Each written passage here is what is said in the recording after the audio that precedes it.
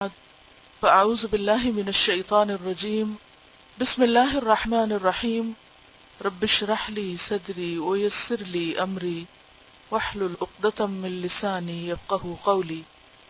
صفحہ نمبر 108، فصل دوم، رات کے اوراد۔ اوراد کا لفظ ورد کی جمع ہے۔ ورد کہتے ہیں کہی ہوئی بولی ہوئی بات کو، اور یہاں مراد ذکر ہے، یعنی رات کے وقت کیے جانے والے مسنون اذکار۔ تو جہاں بھی لفظ ورد آئے تو اس سے مراد آپ کیا لیں گے؟ ذکر۔ پہلا ورد سورج غروب ہونے سے عشاء کے وقت تک ہے۔ سورج غروب ہونے سے عشاء کے وقت تک تقریباً کتنا وقت ہوتا ہے؟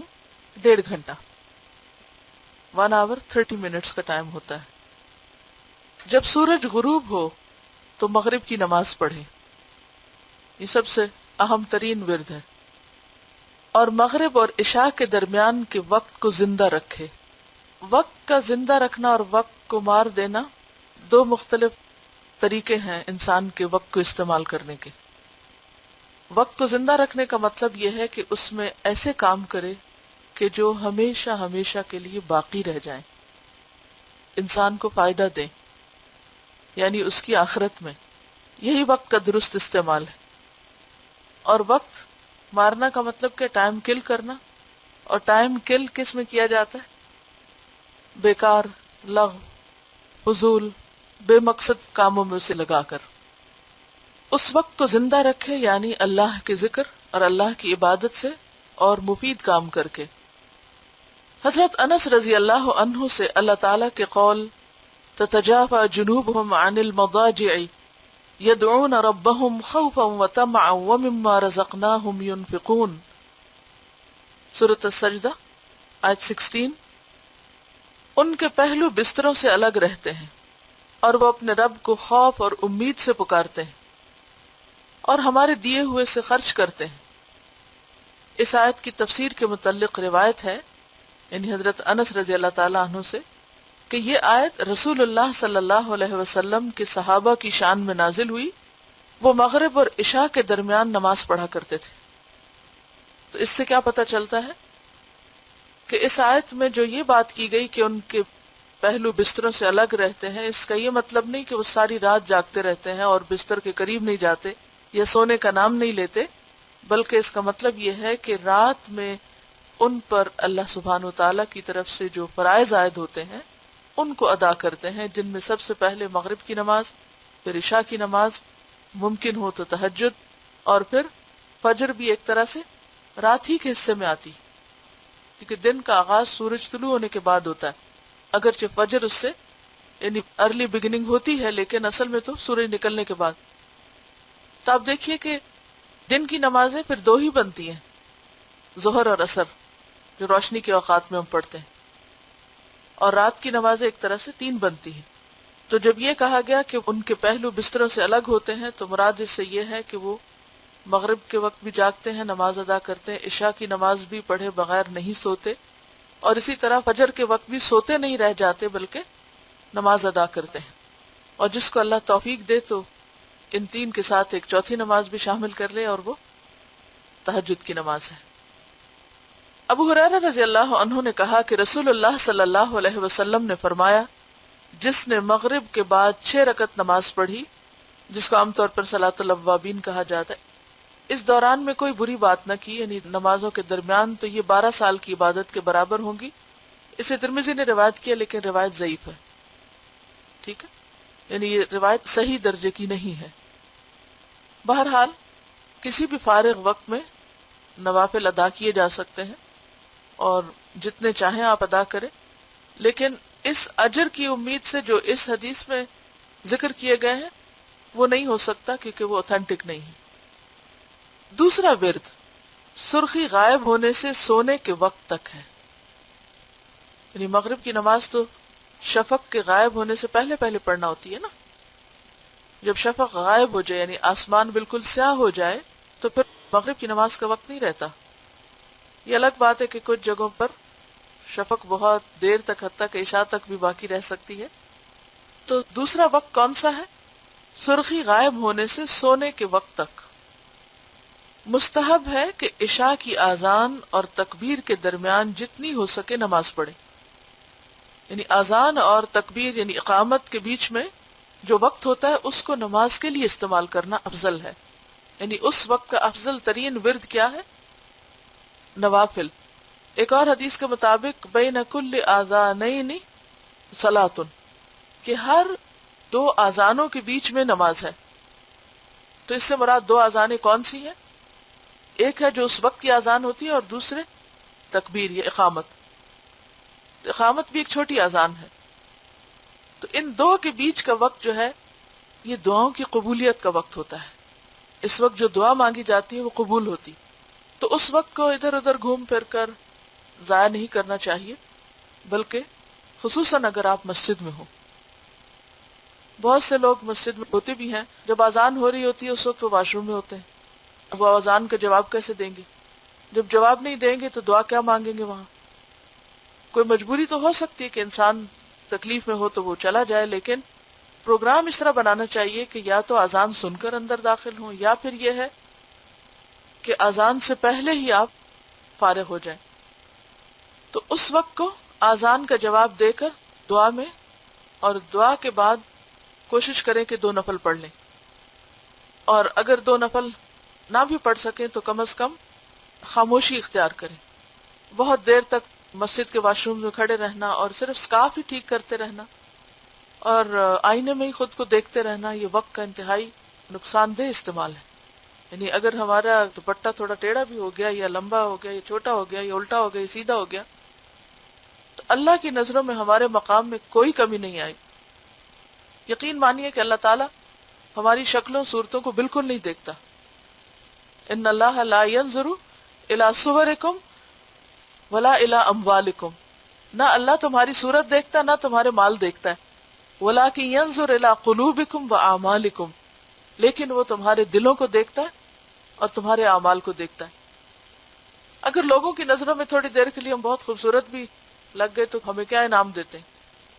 ہمیں حاصل کیا ہوتا ہے؟ ہمارے ہاتھ کیا آتا ہے؟ کچھ بھی نہیں۔ اور اگر ان کو ہم پسند نہیں بھی آتے تو ہمارا کیا بگڑ جاتا ہے؟ کچھ بھی نہیں۔ لہٰذا ایسے اوقات کو صرف ذاتی بناؤ سنگھار اور کسی اور چیز میں گپ شپ میں ادھر ادھر گھومنے پھرنے میں گزارنے کی بجائے سنجیدگی کے ساتھ دعا، ذکر اور اللہ کی طرف رجوع اور انابت میں گزارنے چاہیے۔ یہ ایک تیاری کا وقت بھی ہوتا ہے۔ جب اس میں تیاری اچھی ہوتی ہے تو نماز کے اندر خود بخود خشوع آتا ہے، اور جب نماز سے پہلے ہم ہنسی مذاق کر رہے ہوتے ہیں تو نماز کے اندر بھی داخل ہو کے ہماری توجہ پچھلی باتوں کی طرف رہتی ہے جو ہم اس سے پہلے کر رہے ہوتے ہیں، پھر نماز میں خشوع و خضوع نہیں آتا۔ گھر میں عام طور پر چونکہ تکبیر اقامت وغیرہ نہیں ہوتی تو اذان کے بعد کوشش کریں کہ اپنی نماز جو ہے دعا مانگ کر نماز پڑھ لیں، الا یہ کہ کوئی اور ایسی مصروفیت ہو یا مجبوری ہو۔ لیکن بہرحال یہ وقت یعنی اذان اور اقامت کے درمیان کا وقت ذکر، نماز اور دعا کا وقت ہے جس سے بھرپور فائدہ اٹھانا چاہیے۔ یہ اس وقت کو زندہ کرنا ہے۔ اور اس میں الف لام میم تنزیل السجدہ اور تبارک الذی بیدہ الملک کی قرات کرے کہ رسول اللہ صلی اللہ علیہ وسلم جب تک ان کی قرات نہ کر لیتے سوتے نہ تھے۔ یہ روایت جو ہے یہ حسن لغیرہ ہی ہے، یعنی صحیح کے درجے پر تو نہیں پہنچتی لیکن ضعیف بھی نہیں ہے، ان دونوں کے بیچ میں ہے۔ تو اگر کوئی کر لے تو بہت اچھا ہے، لیکن اگر کوئی نہ کر سکے تو ایسا نہیں کہ وہ کسی سنت کا تارک ہو رہا ہے۔ دوسری حدیث میں ہے، ابن مسعود نے کہا کہ رسول اللہ صلی اللہ علیہ وسلم نے فرمایا جو آدمی ہر رات سورت واقعہ پڑھے اس کو کبھی فاقہ نہ آئے گا۔ یہ روایت ضعیف ہے۔ یہ ہمارے ہاں بہت مشہور ہے، بہت لوگ شام کے بعد سورت واقعہ کی تلاوت کرتے ہیں، لیکن اس کا جو فائدہ بتایا جاتا ہے کہ انسان کبھی بھوکا نہیں رہے گا وہ حدیث سے ثابت نہیں ہے۔ تیسرا دور یا تیسرا ورد ہونا چاہیے بیسیکلی سونے سے پہلے وتروں کا پڑھنا ہے۔ ہاں اگر کسی کو رات کے قیام کی عادت ہو یعنی رات کی نماز پڑھنے کی عادت ہو تو اس کے حق میں ان کو آخر رات میں پڑھنا بہتر ہے۔ کب پڑھنا بہتر ہے؟ آخر رات میں۔ لیکن یہ کس کے لیے؟ جو تہجد پڑھنے کے عادی ہو۔ حضرت عائشہ رضی اللہ عنہا نے کہا رسول اللہ صلی اللہ علیہ وسلم نے رات کے اول یعنی عشاء کے فوراً بعد، اور درمیان یعنی سونے سے پہلے، اور آخر یعنی تہجد کے بعد، تمام حصوں میں وتر پڑھے ہیں۔ یعنی وتر کی نماز رات کی نماز ہے، یہ عشاء کی نماز نہیں ہے۔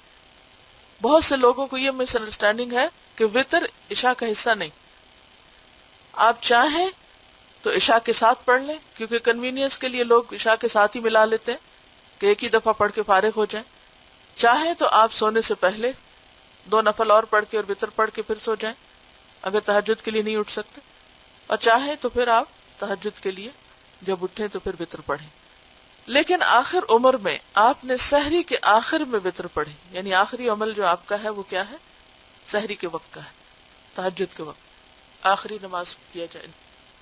تو اس میں یہ ہے کہ ایک ہوتا ہے انسان کا معمول، عادت، اور جب عادت ہو جاتی ہے تو کبھی اگر کسی دن کوئی بیماری کی وجہ سے یا صحت کی خرابی کی وجہ سے آنکھ نہیں کھلی اور وتر چلے گئے تو فجر کی نماز سے پہلے وتر ادا کر لیں۔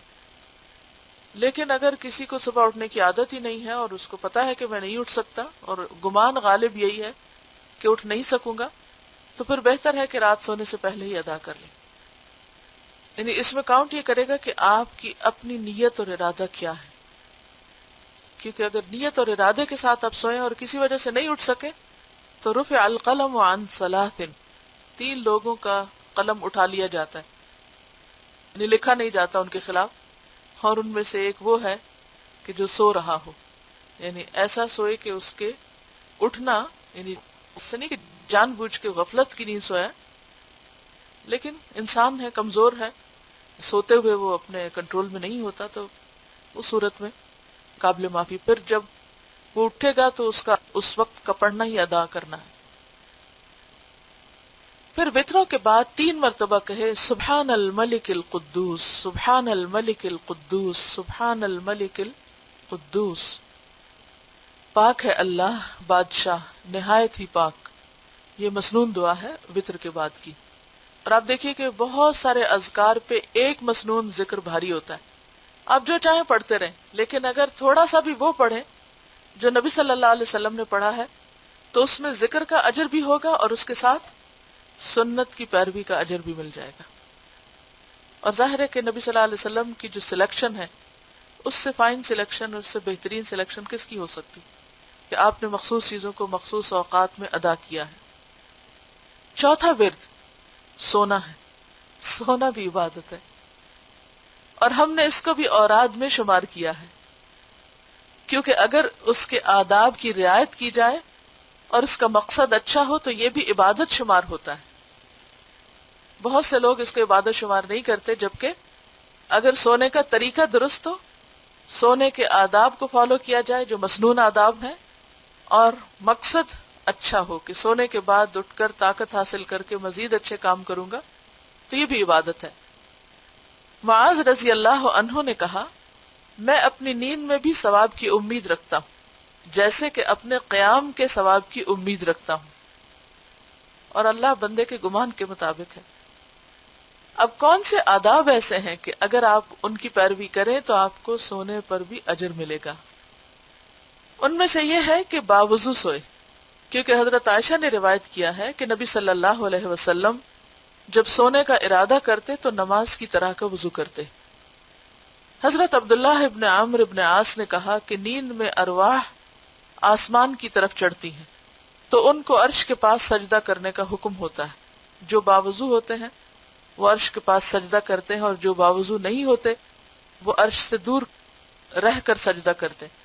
لیکن اس کی مجھے کوئی دلیل نہیں ملی، کیونکہ ہے صحابی کا قول، مرفوع حدیث نہیں ہے، اور کوئی ایسی جگہ نہیں ملی کہ جہاں سے میں اس کو اوتھینٹیکیشن کر سکتی کہ یہ بات کس حد تک درست ہے۔ لیکن بات یہ ہے کہ نبی صلی اللہ علیہ وسلم کا عمل کی پیروی ہی عبادت ہے کہ آپ سونے سے پہلے وضو کرتے تھے، اور اگر اللہ تعالیٰ ہمیں بھی توفیق دے اور ہم بھی کریں تو گویا ایک طرح سے عبادت کی حالت میں لیٹیں، یعنی وضو کی حالت عبادت کی حالت ہے۔ اس کے آداب سے یہ بھی ہے کہ سونے سے پہلے توبہ کرے، کیونکہ جس کا ظاہر پاک ہو اس کا باطن بھی پاک ہونا چاہیے۔ ظاہر پاک کیسے ہے؟ وضو کر کے، اور باطن کی پاکیزگی کیسے؟ توبہ استغفار کر کے. کئی دفعہ نیند میں ہی انسان کی موت واقع ہو جاتی ہے. کبھی آپ نے ایسا محسوس کیا ہوگا کہ آپ اچانک نیند سے اٹھتے ہیں اور آپ کو سانس نہیں آ رہا ہوتا اور آپ کوشش کر کے سانس بحال کرتے ہیں, یا آپ جاگ رہے ہوتے ہیں لیکن آپ حرکت نہیں کر پاتے. میرا خیال ہے ہر ایک کو کچھ نہ کچھ ایسا ایکسپیرینس ہوتا ہے, کیونکہ قرآن مجید میں آتا ہے کہ اللہ یتوفی الانفس حین موتها والتی لم تمت فی منامها, اللہ روحوں کو قبض کرتا ہے موت کے وقت, اور جو مرتے نہیں والتی لم تمت فی منامها, ان کی نیند میں. تو نیند میں بھی روح قبض ہوتی ہے, اس کی حقیقت اللہ جانتا ہے کہ اصل طریقہ کیا ہے, لیکن چونکہ ہمیں قرآن مجید میں بتایا گیا ہے, ہم اس پر ایمان رکھتے ہیں کہ جو کچھ کہا گیا سچ کہا گیا, اگرچہ کیفیت معلوم نہیں کہ کیسے ہوتا ہے, کیونکہ بہت ساری چیزوں کی کیفیت صرف اللہ ہی جانتا ہے, ہماری عقل میں وہ آ نہیں سکتا. اور ویسے بھی روح کے مسائل ایسے ہیں کہ جب قرآن مجید میں سوال کیا گیا یسألونک عن الروح, تو جواب کیا دیا گیا, قل الروح من امر ربی وما اوتیتم من العلم الا قلیلا, کہ لوگ آپ سے روح کے بارے میں پوچھتے ہیں, مختلف طرح کی روح کیسے آتی ہے, روح کیسے نکلتی ہے, اور سوتے وقت روح کیسے نکل جاتی ہے اور پھر کیسے لوٹتی ہے. لیکن مسنون دعا سے بھی ہمیں یہ پتہ چلتا ہے کہ نبی صلی اللہ علیہ وسلم صبح اٹھ کر جو ذکر کرتے تھے اس میں باقاعدہ یہ لفظ کہتے تھے کہ رد علی روحی, کہ اللہ کا شکر جس نے میری روح مجھے واپس لوٹا دی. اب وہ کیفیت کیا ہے جانے اور واپس آنے کی, اللہ عالم, کسی حدیث سے ہمیں کیفیت نہیں پتہ چلتی, لیکن یہ بات بہرحال جانی ہوئی ہے قرآن و سنت سے کہ روح جاتی ہے نیند میں. تو کسی مسلمان کے متعلق کئی دفعہ نیند میں ہی انسان کی موت واقع ہو جاتی, یعنی اس کو اٹھنے کا پھر اذن نہیں ملتا. کسی مسلمان کے متعلق, یعنی کہ جب یہ سوچنے اور غور کرنے کا مقام ہے, ہم میں سے کتنے لوگ ہیں جو سوتے وقت یہ سوچتے ہوں کہ پتہ نہیں میں اٹھ سکوں یا نہ اٹھ سکوں. کم ہی سوچتے ہیں نا, یہ نیند آتی مجھے سو جاتے ہیں.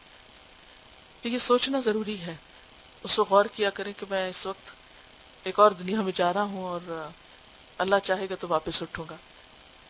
بہت سے واقعات ایسے ہوتے ہیں کہ لوگ دوبارہ نہیں اٹھ پاتے. تو اگر انسان اس وقت تیاری کے ساتھ اپنی نیند میں داخل ہو تو ایک تو ایک عبادت کی حالت ہوگی, اور دوسرے یہ کہ اگر اس حالت میں اختتام ہو گیا تو حسن خاتمہ کی علامت ہے. حسن خاتمہ کی دعا بھی کرنی چاہیے, تو حسن خاتمہ کی علامت ہے, اور ایک انسان کا انجام جس طرح کا ہو پھر اس کا قیامت کے دن قیام بھی ویسا ہی ہوگا. جس حال میں انسان مرے گا اسی حال میں اٹھے گا. اگر آپ روزے کی حالت میں نہیں یا حج کے دوران نہیں تو نیند کی حالت اور وضو کی حالت تو ایک عبادت کی حالت ہوگی ہی, یعنی دنیا سے جانے کی. تو انشاءاللہ ایک اس میں خوشخبری ہے. حضرت بلال کے بارے میں آتا ہے کہ نبی صلی اللہ علیہ وسلم نے خواب میں حضرت بلال کے قدموں کی چاپ اپنے آگے آگے سنی تھی جنت میں, جب آپ کو جنت کا مشاہدہ کرایا گیا. تو آپ صلی اللہ علیہ وسلم نے حضرت بلال سے پوچھا کہ تمہارا کون سا عمل ایسا ہے کہ جس کے بارے میں تم امید رکھتے ہو کہ وہ اللہ کے ہاں بہت مقبولیت کا ہے؟ تو انہوں نے کہا کہ باقی اعمال تو وہی ہیں جو سب کرتے ہیں, ہاں میرا طریقہ یہ ہے کہ جب بھی میں وضو سے نہیں رہتا تو دوبارہ وضو کر لیتا ہوں, اور جو بھی اللہ تعالیٰ توفیق دے جتنا بھی اس کا اذن ہو نماز پڑھ لیتا ہوں. یعنی جب بھی وضو کرتا ہوں کچھ نہ کچھ نماز پڑھ لیتا ہوں, یعنی کہ نوافل ادا کر لیتا ہوں. تو یہ جو نوافل کی کثرت ہے, سجدوں کی کثرت, کیونکہ سجدے جو ہے اللہ کے قرب حاصل کرنے کا ذریعہ ہے, تو سجدوں کی کثرت جو ہے وہ اللہ کے قریب کرتی ہے. جب انسان اللہ کے قریب ہو جائے تو پھر ہر طرح کی رحمتیں اس پر دنیا اور آخرت کی. پھر یہ کہ کسی مسلمان کے متعلق اپنے دل میں کینہ اور دشمنی نہ رکھے اور نہ کسی پر ظلم کرنے کی نیت کرے, یعنی دل کو صاف کر کے سوئے, اور کیا سوچ کے کہ اللہ میں نے سب کو معاف کیا, تو مجھے معاف کر دے. جب جاگے تو گناہ کا ارادہ نہ کرے. اگر اس کے پاس کوئی ایسی چیز ہو جس کی وصیت کرنی ہو تو رات گزارنے سے پہلے اس کو اپنے پاس لکھ کر رکھ لے. کسی کا کچھ لینا دینا ہے تو اسے, اب آپ دیکھیں کتنی سہولتیں ہوگی, اسٹکی نوٹس اتنے زیادہ رنگوں میں اور شکلوں میں ملتے ہیں. جو بھی کوئی کسی کی امانت ہے, لینا ہے, دینا ہے یا کچھ بھی, تو جب آپ رکھ رہے ہو تو ایک اسٹکی نوٹ کے اوپر دو لفظ لکھ کے ساتھ چپکا کے رکھ دیں. زندہ رہیں یا نہ رہیں، جو بھی کوئی ہمارے مرنے کے بعد اٹھائے گا تو جو بھی وہ امانت ہوگی جس کی ہوگی اس کو لوٹا دے گا. یا اگر آپ نے کسی کا قرض لیا ہے یا دیا ہے یا کوئی بھی ایسی امانتیں ہیں تو آپ لکھ کر یا کسی کے علم میں لا کر سوئیں، تاکہ آپ کے بعد لوگ لاس نہ ہو اور کسی حقدار کا حق نہ مارا جائے. کیونکہ صحیحین میں ابن عمر رضی اللہ عنہما کی حدیث ہے کہ نبی صلی اللہ علیہ وسلم نے فرمایا، کسی مسلمان کا حق نہیں کہ اگر اس کے پاس کوئی چیز وصیت کرنے والی ہو تو وہ 2 راتیں بھی بغیر وصیت لکھنے کے گزارے. یعنی اگر آپ چاہتے ہیں کہ آپ کے مرنے کے بعد آپ کے مال کا کچھ حصہ کسی نیکی کے کام میں لگایا جائے یا کسی خاص ضرورت مند شخص کو دیا جائے تو اس کو جتنا جلد ہو لکھ چھوڑیں. اور اس کو اپڈیٹ بھی کر سکتے ہیں اگر کچھ عرصے کے بعد نیت اور اچھی ہو گئی اور زیادہ خیر کرنے کی توفیق ہو گئی. یہ بھی چاہیے کہ آرام کرنے کی غرض سے بستر نرم کرنے میں مبالغہ نہ کرے، یعنی بہت زیادہ اس چیز میں نہ لگا رہے کہ بہت کمفرٹیبل ہو اس کا بستر، کیونکہ اس سے نیند زیادہ ہو جائے گی. نبی صلی اللہ علیہ وسلم کے لیے دوہرا بستر بچھایا گیا تو آپ نے فرمایا، اس بستر پر سونے سے میری رات کی نماز رہ گی. لیکن یہ حدیث بھی ضعیف ہے، یعنی یہ روایت ضعیف ہے. بہرحال یہ ہے کہ ہر چیز اعتدال میں اچھی. جتنا زیادہ کمفرٹ ہوتا ہے اتنا ہی زیادہ انسان غافل ہوتا جاتا ہے. اعتدال ہی رہے تو بہتر ہے. جب تک نیند کا غلبہ نہ ہو سونا نہیں چاہیے. تو اس وقت پھر کیا کرے؟ یا تو ذکر کرے یا کچھ سنے یا پھر بک ریڈنگ کرے. یہ بھی کہا جاتا ہے کہ جو چیز انسان رات کے آخری حصے میں پڑھتا ہے یا سنتا ہے وہ ذہن میں رہ جاتی. اور آپ نے بھی دیکھا ہوگا کہ بعض اوقات بچوں کو، حتیٰ کہ بچوں کو اگر سونے سے پہلے کچھ کہا جائے یا وہ کوئی ضد کرتے ہوئے سوئیں یا روتے ہوئے سوئیں تو آپ نے دیکھا کہ اٹھنے کے بعد وہی بات کریں گے جس پر وہ سوئے تھے. تو یہ بھی ایک چھوٹی سی نشانی ہے کہ جس حال میں انسان مرے گا اسی میں اٹھے گا. جن چیزوں کو سوچتے ہوئے اور بولتے ہوئے سوتا انسان وہی اٹھ کے بولتا ہے. تو جس کیفیت میں انسان مرے گا تو پھر اٹھ کے بھی وہی باتیں کرے گا، خود اپنے خلاف حجت. سونے کے آداب سے یہ بھی ہے کہ منہ قبلہ کی طرف کرے، یعنی بستر کی اگر ممکن ہو تو پوزیشن ایسے رکھے کہ جب آپ رائٹ سائڈ پر لیٹے تو رخ قبلے کی طرف. لیکن اگر مکان ایسا ہے یا وہ سیٹنگ نہیں ہو سکتی تو فرض کے درجے میں نہیں ایسا کرنا. لیکن یہ ہے کہ جو ہمارا فائنل ابورڈ ہے یعنی قبر، اس میں مومن کی میت جو ہے وہ اس کا رخ یعنی چہرہ جو ہے وہ قبلے کے رخ ہی کیا جاتا ہے. تو بہتر یہ ہے کہ سونے کے وقت بھی ایسا ہو، لیکن اگر ممکن نہ ہو تو اور بات ہے. اور جو دعائیں حدیث میں آئی ہیں وہ پڑھے اور دائیں پہلو پر سوئے. جو روایات اس میں آئی ہیں ان میں سے ابو ہریرہ رضی اللہ عنہ کی حدیث بھی ہے کہ نبی صلی اللہ علیہ وسلم نے فرمایا، جب تم میں سے کوئی اپنے بستر کے پاس آئے تو پہلے اسے اپنے ازار کے پلو سے جھاڑ لے، کیونکہ وہ نہیں جانتا کہ اس کے بعد کیا بات ہو گئی ہو. مثلاً کوئی موذی کیڑا مکوڑا، سانپ، بچھو بستر میں گھس گیا ہو. خصوصی طور پر ایسے ممالک اور ایسی جگہیں کہ جہاں پر ہر چیز اوپن ہوتی ہے اور بہت سے موذی جانور ادھر ادھر گھوم پھر رہے ہوتے ہیں تو بستر جھاڑ کر سونا چاہیے. یہ بھی ایک مسنون عمل ہے. جب اپنا پہلو بستر پر رکھے تو کہے، بسمک ربی وضعت جنبی وبک ارفعہ ان امسکت نفسی فاغفر لها وان ارسلتها فاحفظها بما تحفظ به عبادك الصالحین. اے میرے اللہ، میں نے تیرے نام سے پہلو رکھا، یعنی اپنی سائیڈ کو بستر پر رکھا، اور تیرے نام سے اٹھاؤں گا. اگر تو میری جان کو روک لے تو اس کو بخش دے، اور اگر اس کو چھوڑ دے تو اس کی حفاظت کر، ان چیزوں سے جن سے تو اپنے نیک بندوں کی حفاظت کرتا ہے. یعنی ان تمام فتنوں سے ہمیں محفوظ رکھ اٹھنے کے بعد. آپ نے دیکھو گا نا کہ بعض اوقات کوئی دن ایسا ہوتا ہے کہ زندگی ایک دم تبدیل ہو جاتی، ہر چیز بدل کر رہ جاتی، انسان نے سوچا بھی نہیں ہوتا کہ آج کے دن میں کیا ہونے والا ہے. اس کے لیے ایک اور بھی بہترین دعا ہے، اللہم انی اعوذ بک من یوم السوء ومن لیلۃ السوء ومن ساعۃ السوء ومن جار السوء فی دار المقامہ، کہ اے اللہ میں تیری پناہ لیتا ہوں من یوم السوء، برے دن سے، لیلۃ السوء، بری رات سے، ساعت السوء بری گھڑی سے، اور من جار السوء برے پڑوسی سے، فی دار المقامہ ہمیشگی کے گھر، یعنی قبر بھی ایسی جگہ ملے کہ جہاں کوئی بدترین شخص نہ ہو پاس کی قبر میں، اور آخرت میں بھی اچھی جگہ ٹھکانہ ہو، اور دنیا میں بھی کہ جو پرماننٹ گھر ہو، یعنی جہاں پر انسان اپنا گھر خرید کر رہے تو اللہ ہمیں اچھا پڑوس دے، کیونکہ اچھا پڑوس جو ہے وہ خوش قسمتی کی علامت ہے۔ انسان کی غیر موجودگی میں اس کے گھر کی حفاظت کرے، اور اس کے عیبوں اور برائیوں کو نہ اچھالنے والا ہو، اور اس کے نیکی کے کاموں میں اس کا مددگار ہو، تو یہ بھی انسان کو مانگنا چاہیے، کیونکہ بعض اوقات ہمارے پاس موقع ہوتے ہیں دعا مانگنے کے، ہمیں یہ نہیں سمجھ آتی کہ کیا مانگیں، تو یہ چھوٹی چھوٹی چیزیں بھی مانگنی چاہیے، نبی صلی اللہ علیہ وسلم نے سکھائی بھی ہیں۔ تو اس کا بہترین طریقہ یہ ہے کہ انسان پھر مسنون دعائیں پڑھ لیا کرے اگر خود سے یاد نہ رہے، یعنی مسنون دعاؤں کی کتاب سے یا باقی اورات جو ہیں ان کو پڑھ لے۔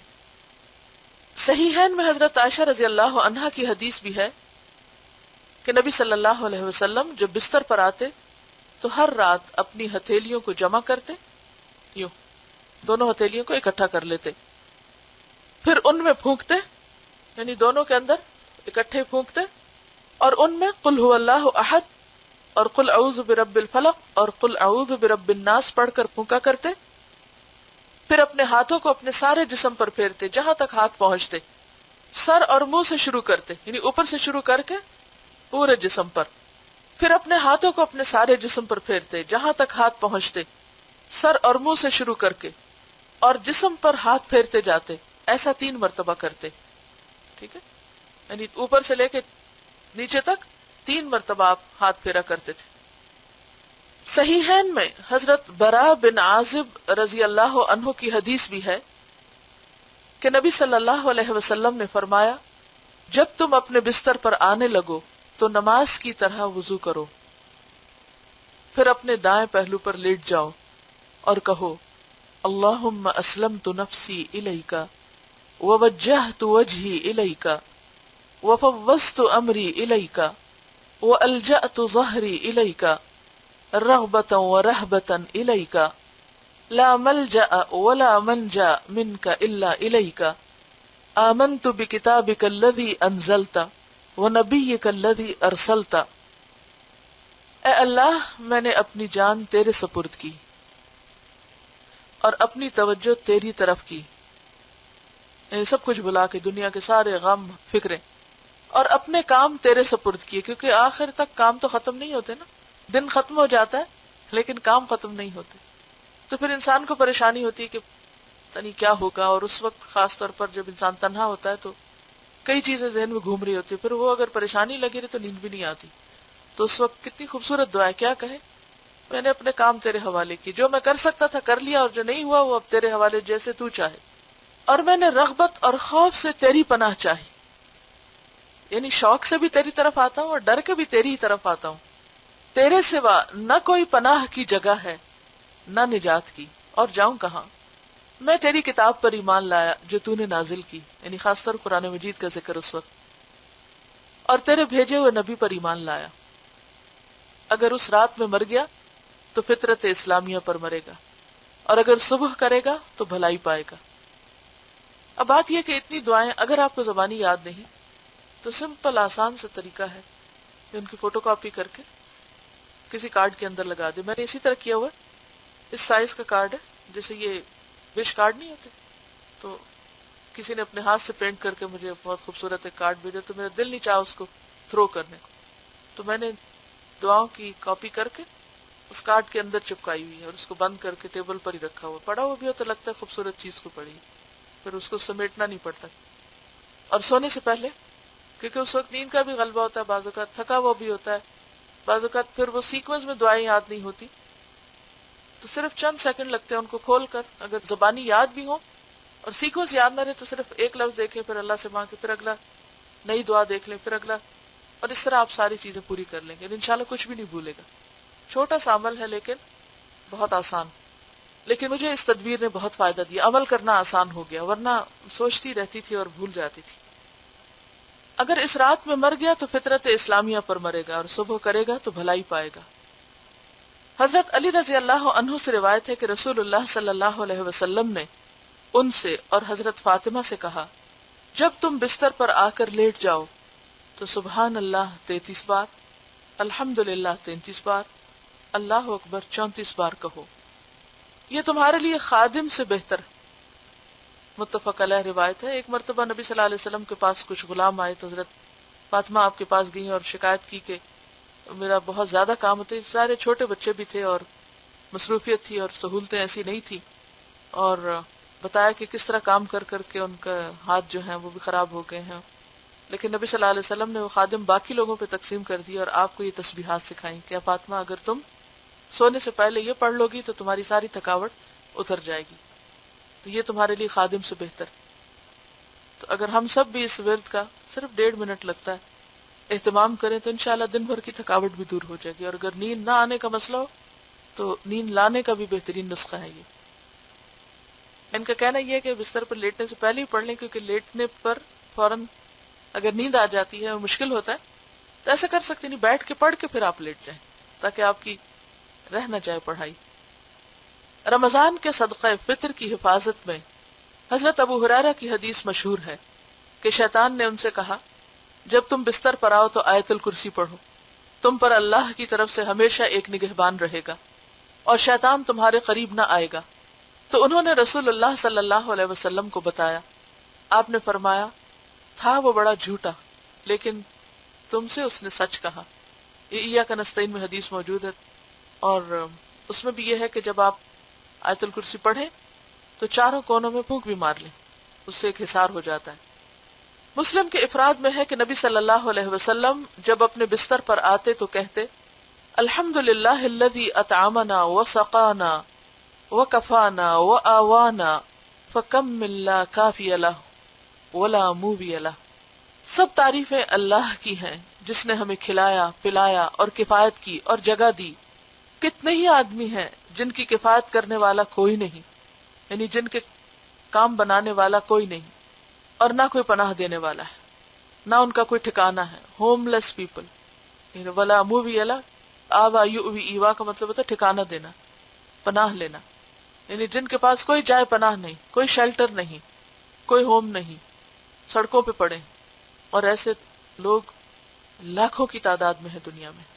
اور ریسنٹلی آج صبح ہی مجھے ایک میل آئی کہ پاکستان میں سرحد کے علاقوں میں، آپ کو معلوم ہے کہ کچھ عرصے سے کچھ ایریاز ایسے ہیں کہ جہاں پر ایک جنگ کسی کیفیت ہے، تو تھاؤزنڈز میں پیپل وہاں سے مائیگریٹ کر کے نوشہرہ اور اس پٹی کے اوپر آئے ہیں، اور ارجنٹ فوڈ کی ریکویسٹ تھی کہ صرف آٹا اور تیل بھی مل جائے تو ان کو کھانے کے لیے کچھ ہو۔ تو میں سوچ رہی تھی کہ آپ کی فوڈ ڈرائیو کے جو پیسے ہیں، اگر آپ مجھے اجازت، میں ہر دفعہ ایک نئی اجازت مانگنا شروع ہو جاتی ہوں، پچھلے ہفتے ایک اجازت مانگی تھی لیکن اب اس سے زیادہ ارجنٹ نیڈ آ گئی، تو میں سوچ رہی تھی کہ اگر اجازت ہو تو اس میں سے کچھ پیسے جو ہیں ان کے راشن کے لیے ہم بھجوا دیں، کیونکہ فوڈ کی نیت سے تھے تو میں چاہ رہی تھی کہ اسی میں ہی۔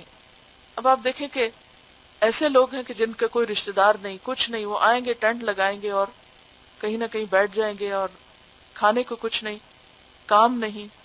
اور یہ صرف ایک ملک میں یا ایک علاقے یا ایک جگہ نہیں ہو رہا، دنیا کے بہت سے علاقوں میں ایسی کیفیات ہیں لوگوں پر کہ جہاں ان کے پاس کوئی ٹھکانہ نہیں۔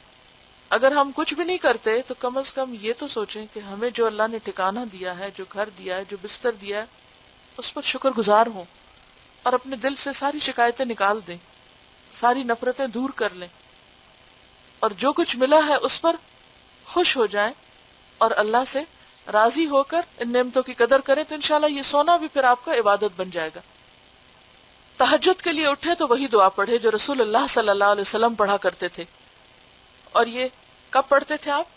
جب آپ اللہ اکبر کہہ کے جہاں ہم سبحانک اللہم و بحمدک پڑھتے ہیں اس وقت میں ہاتھ باندھ کے پڑھتے۔ لیکن اگر آپ کو یاد نہیں تو آپ اس کو نماز سے پہلے، شروع کرنے سے پہلے پڑھ لیجئے پھر، تاکہ ایک پڑھتے پڑھتے شاید یاد بھی ہو جائے۔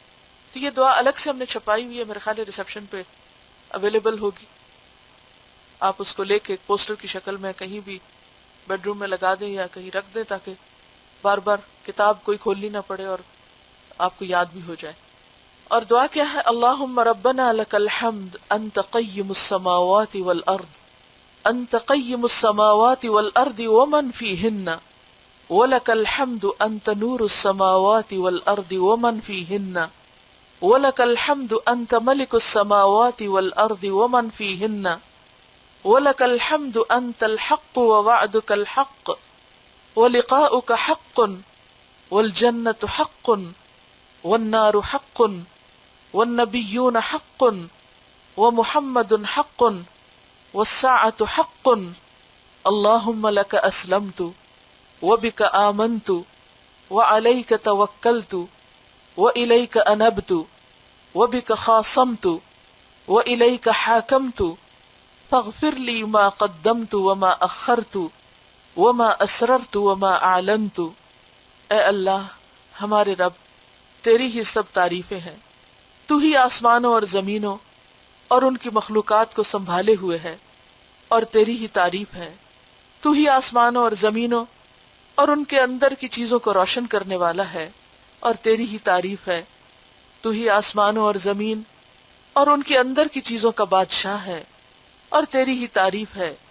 تو حق ہے، تیرا وعدہ حق ہے، تیری ملاقات حق ہے، جنت حق ہے، دوزخ حق ہے، نبی برحق ہیں، محمد صلی اللہ علیہ وسلم حق ہیں، اور قیامت حق ہے۔ اے اللہ میں تیرا فرما بردار ہوا، میں تجھ پر ایمان لایا اور تجھی پر توکل کیا اور تیری ہی طرف رجوع کیا۔ میں تیری مدد سے جھگڑا اور تیری طرف فیصلہ لایا، یعنی جو بھی میری زندگی میں مشکلات ہیں اور جو بھی لوگوں کے ساتھ میرے آرگیومنٹس ہیں، ان کا فیصلہ میں تیرے حوالے کرتا ہوں۔ تو مجھے بخش دے جو گناہ میں نے پہلے کیے اور جو بعد میں کیے، اور جو چھپ کر کیے اور جو اعلانیہ کیے۔ کس قدر خوبصورت دعا ہے۔ ایک اور حدیث میں ہے وَمَا أَنْتَ عَالَمُ بِهِ مِنِّي أَنْتَ الْمُقَدِّمُ وَأَنْتَ الْمُؤَخِّرُ لَا إِلَهَ إِلَّا أَنْتَ۔ اور جن کو تو مجھ سے زیادہ جانتا ہے، یعنی میرے گناہ جو مجھے خود بھی نہیں پتا کہ میں گناہ کر رہا ہوں، تو زیادہ بہتر جانتا ہے۔ تو ہی آگے بڑھانے والا ہے، یعنی نیکیوں میں، خیر میں، بھلائی کے کاموں میں، اور تو ہی پیچھے کرنے والا ہے۔ تیرے سوا کوئی معبود نہیں، کیونکہ بسا اوقات انسان جب گناہ کرتا ہے تو نیکیوں میں پیچھے رہ جاتا ہے۔ کوشش کرے کہ سوتے وقت اس کا آخری کلام اللہ تعالیٰ کا ذکر ہو، یعنی لوگوں سے باتیں کرتے ہوئے نہ سوئے بلکہ اللہ کا ذکر کرتے ہوئے سوئے۔ اور جاگتے وقت جو الفاظ سب سے پہلے اس کی زبان پر جاری ہوں وہ بھی اللہ کا ذکر ہو۔ تو یہ دونوں ایمان کی علامتیں ہیں، اور اس طرح نیند کے اول اور آخر میں اللہ کا ذکر پوری نیند کو کیا بنا دیتا ہے؟ عبادت۔ رات کے اوراد میں سے 5واں ورد نصف رات کے بعد چھٹا حصہ رات رہنے تک ہے، یعنی تہجد کے لیے اٹھنا، اور یہ وقت بڑا قیمتی ہے۔ حضرت ابو ذر رضی اللہ عنہ نے کہا، میں نے رسول اللہ صلی اللہ علیہ وسلم سے سوال کیا کہ رات کی کون سی نماز افضل ہے؟ تو فرمایا آدھی رات کی نماز، اور ایسا کرنے والے بہت تھوڑے ہیں۔ بیان کیا جاتا ہے داؤد علیہ السلام نے عرض کیا، اے رب میں کون سے وقت میں تیرے سامنے کھڑا ہوں؟ تو اللہ تعالیٰ نے ان کی طرف وحی کی، اے داؤد نہ پہلی رات قیام کر اور نہ پچھلی رات، آدھی رات کو قیام کر۔ تو میرے لیے تنہا ہو، میں تیرے لیے تنہا ہوں، اور اپنی حاجتیں میرے حضور پیش کر۔ یعنی یہ وقت 12 بجے کے بعد کا وقت جو ہے وہ زیادہ افضل ہے۔ نصف کو آپ کیسے گنیں گے؟ آپ کیلکولیٹ اس طرح کریں گے کہ سورج غروب کتنے بجے ہوا، مثلا 6 بجے اگر سورج غروب ہوتا ہے اور 6 بجے صبح نکلتا ہے تو پھر کیا ہوگا؟ آدھا وقت 12 بجے ہوگا۔ لیکن اگر 7 بجے غروب ہو رہا ہے اور صبح 6 بجے نکل رہا ہے تو پھر اسی حساب سے آپ نصف پہ آ جائیے۔ کیلکولیشن میں یعنی آدھی رات جو بھی ہو اس کے بعد وقت جو ہے وہ افضل وقت ہے، پھر اس کے بعد انسان دوبارہ سو جائے، لیکن ایسا کرنا سب کے بس کی بات نہیں۔ تہجد کے لیے اٹھے تو سورہ آل عمران کی آخری 10 آیتیں پڑھے، جیسا کہ صحیحین میں مروی ہے کہ نبی صلی اللہ علیہ وسلم ایسا کیا کرتے تھے، اور رات میں بیدار ہو کر وہ دعا پڑھے جو رسول اللہ صلی اللہ علیہ وسلم نے پڑھی ہے، پھر 2 ہلکی رکعتوں سے اپنی نماز شروع کریں۔ یعنی جب بھی آپ نوافل پڑھیں، تراویح پڑھیں، تہجد پڑھیں، تو پہلی 2 رکعتیں چھوٹی ہوں۔ کیوں؟ وارم اپ ہو جاتا ہے انسان، کیونکہ اگر شروع میں ہی پرمشقت کام شروع کر دے تو پھر تھک جاتا ہے اور باقی نماز میں پوری طرح کنسنٹریٹ نہیں کر سکتا۔ صحیحین میں مروی ہے کہ نبی صلی اللہ علیہ وسلم ایسا کیا کرتے تھے، اور رات میں بیدار ہو کر وہ دعا پڑھے جو رسول اللہ صلی اللہ علیہ وسلم نے پڑھی، پھر 2 ہلکی رکعتوں سے اپنی نماز شروع کرے، کیونکہ حضرت ابو ہریرہ نے کہا کہ رسول اللہ صلی اللہ علیہ وسلم نے فرمایا کہ جب کوئی تم میں سے رات کی نماز کے لیے کھڑا ہو تو 2 ہلکی رکعات سے شروع کرے۔ آپ کا حکم بھی ہے، آپ کا عمل بھی ہے اور حکم بھی ہے، تو جو لوگ تراویح پڑھاتے ہیں ان کو بھی اس سنت کی پیروی کرنی چاہیے۔ اسے مسلم نے روایت کیا ہے۔ پھر 2 رکعت کر کے نماز پڑھے۔ آپ سے پوچھا گیا تھا کہ صلاۃ اللیل کیسے پڑھی جائے، تو آپ نے فرمایا مسنا مسنا، 2 کر کے، اکٹھی 4 نہ ہو۔ اور زیادہ سے زیادہ جو رسول اللہ صلی اللہ علیہ وسلم سے ثابت ہے وہ وتر سمیت 13 رکعتیں ہیں، یعنی میکسیمم جو آپ نے پڑھی، اور کم از کم 7۔ لیکن اس میں یہ ہے کہ اگر کوئی کمی بیشی ہو جاتی ہے تو اس میں گناہ تو نہیں ہوگا، لیکن مسنون عمل یہی ہے، کوشش یہ کرنی چاہیے کہ ان رکعتوں کو ہی طویل کر لے انسان۔ رات کا چھٹا ورد، آخری چھٹا حصہ رات ہے اور وہ سحر کا وقت ہے، یعنی سحری کا وقت، جس وقت آپ سحری کھا رہے ہوتے ہیں۔ اللہ تعالیٰ نے فرمایا وَبِالْأَسْحَارِ هُمْ يَسْتَغْفِرُونَ، اور وہ سحر کے وقت بخشش کی دعائیں مانگتے ہیں۔ یعنی جب آپ سحری بنا رہے ہوں، لگا رہے ہوں، تو اس وقت بھی ادھر ادھر کی فالتو باتیں کرنے سے بہتر ہے کہ انسان اللہ سے معافی مانگتا رہے، کیونکہ خاص طور پر اس وقت میں استغفار کی تاکید آئی ہے قرآن مجید میں۔ یعنی جب سے آپ اٹھیں، بستر درست کریں، کچن تک آئیں، چیزیں رکھیں، برتن لگائیں، کچھ بھی، تو ساتھ ساتھ استغفار کا ورد کرتے جائیں، استغفر اللہ ربی من کل ذنب واتوب الیہ۔ حدیث میں ہے آخری رات کی قرات، اس میں حاضری دی جاتی ہے۔ قرآن مجید میں آتا ہے نا ان قرآن الفجر کان مشہودا۔ اور طاؤس سحر کے وقت ایک آدمی کے پاس آئے تو انہوں نے کہا وہ سو رہا ہے، یعنی کسی کے دروازے پہ آئے تو پتہ چلا سو رہا ہے۔ کہنے لگے میں نہیں سمجھتا تھا کہ کوئی آدمی سحر کے وقت بھی سوتا ہے، کیونکہ وہ خود کبھی نہیں سوئے تھے۔ تو انہیں بہت عجیب لگا کہ اس وقت بھی کوئی سوتا ہے، اور اگر اب وہ آئیں تو شاید ہی کوئی گھر ایسا ملے کہ جس میں لوگ سو نہ رہے اس وقت۔ جب مرید تہجد کی نماز سے فارغ ہو جائے تو اللہ سے استغفار کرے۔ بیان کیا جاتا ہے کہ ابن عمر رضی اللہ عنہ ایسا ہی کیا کرتے تھے، یعنی اس وقت کا بہترین افضل ذکر کیا ہے؟ استغفار، کیونکہ اگر معافی ہو جائے گناہوں کی تو سبھی کچھ ہو گیا، اور اگر اللہ تعالیٰ نے معاف نہیں کیا تو باقی چیزیں ہمیں کیا فائدہ دیں گی۔ وآخر دعوانا ان الحمد للہ رب العالمین۔ سبحانک اللہم وبحمدک نشہد ان لا الہ الا انت نستغفرک ونتوب الیک۔ السلام علیکم ورحمۃ اللہ وبرکاتہ۔